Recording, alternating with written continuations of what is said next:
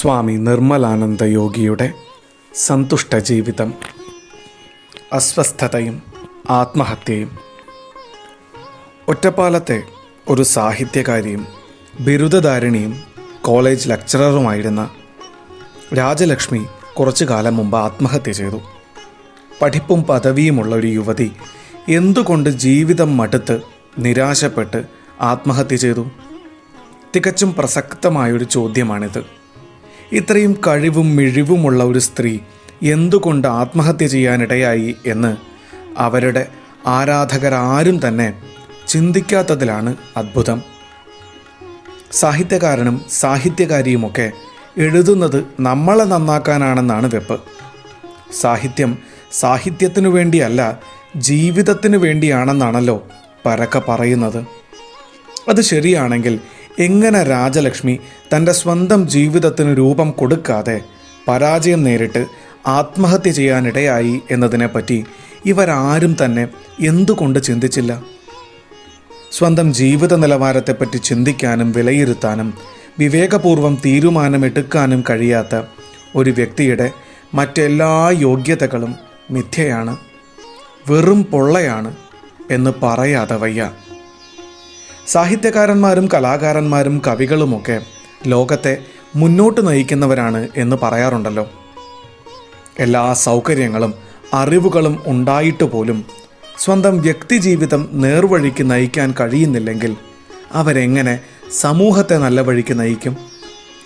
മറ്റെന്ത് പദവികളുണ്ടായിട്ടും സ്വന്തം മനസ്സിനെയും ചിന്താഗതികളെയും വികാരങ്ങളെയും നിയന്ത്രിക്കാൻ കഴിയാത്തവർക്ക് ലോകത്തിൻ്റെയോ തൻ്റെ തന്നെയോ നന്മയ്ക്ക് വേണ്ടി കാര്യമായിട്ടൊന്നും ചെയ്യാൻ കഴിയില്ല. വിദ്യാസമ്പന്നരുടെ ഇടയിലാണ് ഇന്നത്തെ ലോകത്തിൽ ആത്മഹത്യകളും ജീവിത തകർച്ചകളും കൂടുതലായിത്തീരുന്നത്. വിദ്യാഭ്യാസ രംഗത്തിൽ ഉണ്ടായിട്ടുള്ള വിവേകത്തിൻ്റെയും മനസ്സംയമനത്തിൻ്റെയും അഭാവം മാത്രമാണ് അതിന് കാരണം. എല്ലാറ്റിലും ഒരു കൃത്രിമത്വം, ഒരുവിധം തകർച്ച, ശരിയായൊരു ഉദ്ദേശ്യമില്ലായ്മ കാണാൻ കഴിയും.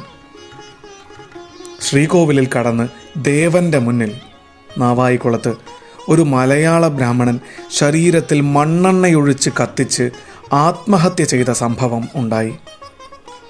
ആഹാരത്തിന് വകയില്ലാത്തതുകൊണ്ട് ആത്മഹത്യ ചെയ്യുന്നു എന്ന് സ്വയം എഴുതിയ ഒരു കത്ത് ക്ഷേത്രത്തിൽ വേറൊരു ഭാഗത്ത് കണ്ടുപോൽ. 35 വയസ്സുള്ള ഈ ബ്രാഹ്മണ യുവാവിനെ പറ്റി നാട്ടിൽ നല്ല അഭിപ്രായമാണുള്ളത്.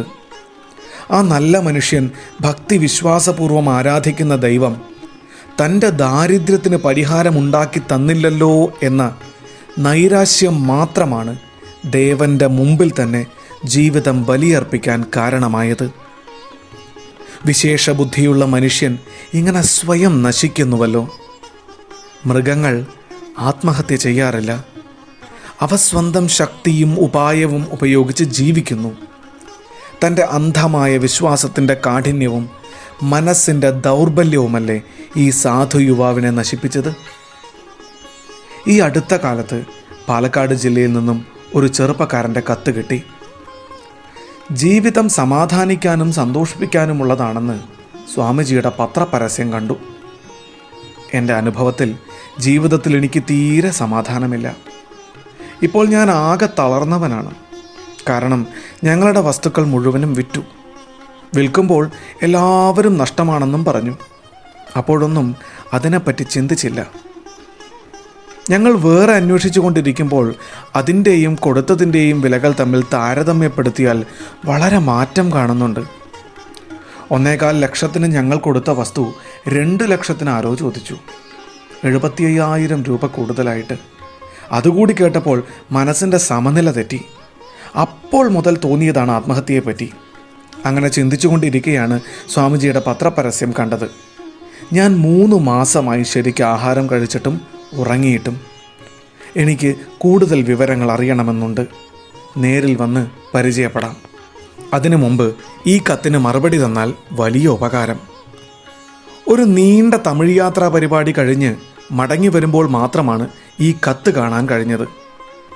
അപ്പോഴേക്കും കത്തെഴുതിയ ചെറുപ്പക്കാരൻ ആത്മഹത്യ ചെയ്തതായി അറിയാൻ കഴിഞ്ഞു. ഒരു മറുപടിക്ക് പോലും കാത്തു നിൽക്കാൻ കഴിയാതെ എന്തോ വിഷദ്രാവകം കഴിച്ച് ആത്മഹത്യ ചെയ്തതായിട്ടാണ് അറിഞ്ഞത്. ഇങ്ങനെ ഒറ്റയ്ക്കും കൂട്ടായുമുള്ള എത്രയോ ആത്മഹത്യകളുടെ റിപ്പോർട്ടുകൾ നാം പത്രങ്ങളിൽ ദിവസവും കാണുന്നു. ആത്മഹത്യകളും കൊലപാതകങ്ങളും നാട്ടിലെവിടെയും നാൾക്ക് നാൾ വർദ്ധിച്ചു വരുന്നതായിട്ടാണ് വാർത്തകളിൽ നിന്ന് നാം മനസ്സിലാക്കുന്നത്. 5 മിനിറ്റ് കൂടുമ്പോൾ ഒരാൾ ആത്മഹത്യ ചെയ്യുന്നതായിട്ട് പറയപ്പെടുന്നു. നിസ്സാരങ്ങളായ കാരണങ്ങളാണ് പലപ്പോഴും ആത്മഹത്യയ്ക്ക് പ്രേരിപ്പിച്ചു കാണുന്നത്. പരീക്ഷയിൽ തോറ്റതുകൊണ്ട് മാത്രം എത്രയോ പേർ ആത്മഹത്യ ചെയ്യുന്നു. തൊഴിലില്ലായ്മയും പട്ടിണിയും പ്രേമനൈരാശ്യവും വ്യാപാര നഷ്ടവുമൊക്കെ ആത്മഹത്യയ്ക്ക് കാരണമാകുന്നു. പരിശ്രമങ്ങൾ ഫലിക്കാതെയും ആഗ്രഹങ്ങൾ സാധിക്കാതെയും വരുമ്പോൾ മനസ്സിൽ ദുഃഖമുണ്ടാകുന്നു. ആലോചനക്കുറവ് കൊണ്ടോ പ്രവൃത്തി ദോഷം കൊണ്ടോ അങ്ങനെ സംഭവിക്കുമ്പോൾ മറ്റുള്ളവരോട് വെറുപ്പുണ്ടാവുകയും ജീവിതത്തിൽ താല്പര്യമില്ലാതാക്കുകയും ചെയ്യുന്നു. പെട്ടെന്നുണ്ടാകുന്ന നൈരാശ്യം ആത്മഹത്യയ്ക്ക് പ്രേരിപ്പിക്കുന്നു. ചുരുക്കി പറഞ്ഞാൽ മനസ്സിൻ്റെ ദൗർബല്യമാണ് ആത്മഹത്യയ്ക്ക് പ്രേരിപ്പിക്കുന്നത് എന്ന് മനസ്സിലാക്കാം.